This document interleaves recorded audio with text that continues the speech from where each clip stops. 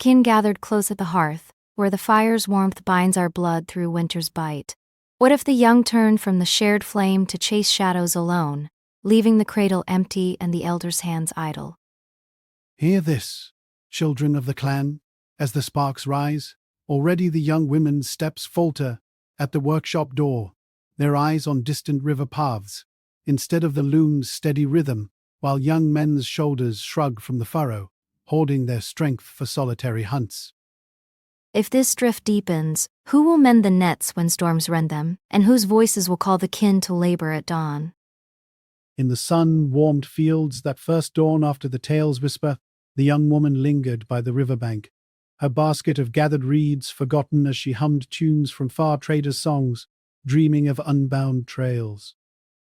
The household plot, once thick with roots to fill the storehouse, grew sparse under half-tended hoes, for she shared no burden with a proven kin. Pair, claiming the water's flow, needed no other's watch. The elder at the hearth watched the weeds creep in, murmuring to the youth, "Kin, when one hand lifts alone from the soil, does the harvest remember the empty palm?" Days turned to the turning of seasons, and in the workshop by the pasture fence, the young man sharpened his own tools sharper still.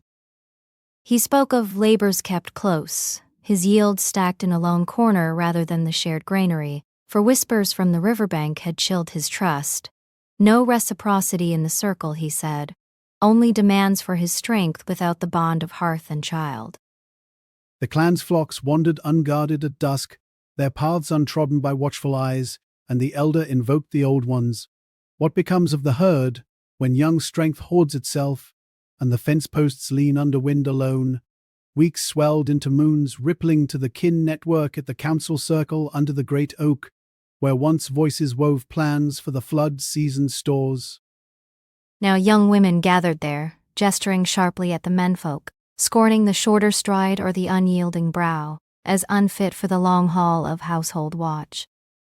Young men drew back, their fires banked low in separate clearings, no longer trading labor for the weave of new cradles, trust frayed like untied ropes, reciprocity scattered like chaff.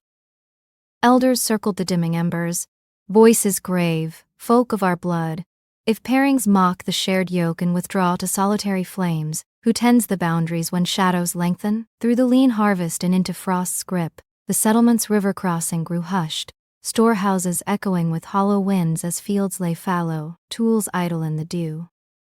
Households thinned, no small hands to gather kindling or chase stray lambs, no youth to learn the elder's knot, tying for the thatch. Pastures overgrew with brambles, the land reclaiming what unchecked steps had forsaken, and kin from neighboring streams turned wary eyes. From the burial ground's edge an ancient aunt called out, "Heed the silent mounds where lineages whisper of labors lost.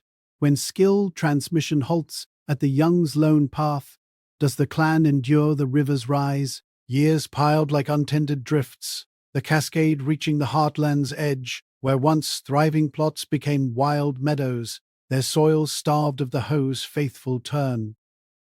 Elders sat with unmended cloaks, children fewer than autumn leaves, their games played to empty echoes without siblings' chase. Kin networks unraveled, no hands to lift the fallen at boundary disputes, no reciprocity to bind against the wild's claim. The hearth circle, vast and cold, held only fading sparks, voices missing from the dawn call, rituals broken like frost, cracked clay. Thus it stands, kin at this fire's edge.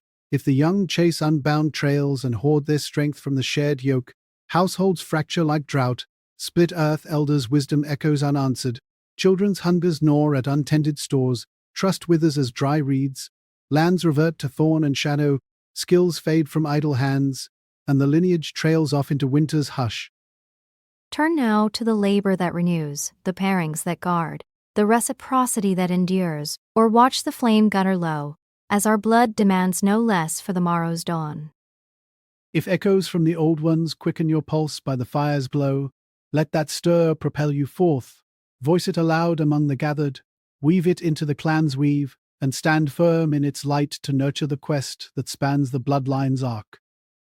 Every whisper past bolsters the chain of seeking, fueling the toil of insight that binds elder to youth across the turning years.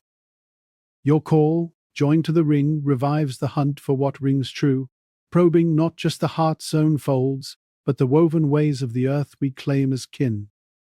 Etch your signs where they light the trail for kin yet unborn, in tales swapped at the loom or thoughts carved on the council stone, and tread the roots our forebears etched to the wells of wisdom.